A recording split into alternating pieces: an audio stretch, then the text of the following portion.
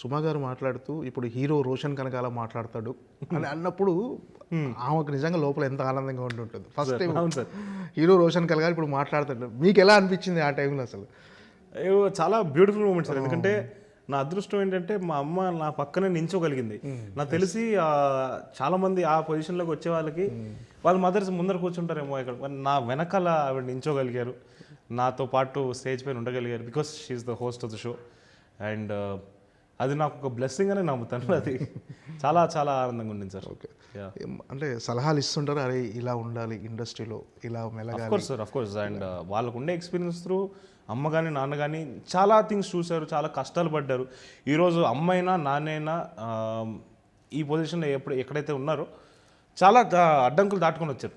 నాన్న కూడా it's not an easy journey. తను చాలా ప్రయత్నాలు చేశాడు. ఫస్ట్ నాన్న సినిమాల్లోకి వచ్చినప్పుడు ఎప్పుడు ఫైనాన్షియల్ డిఫికల్టీస్ ఎక్కువ ఉండేవి.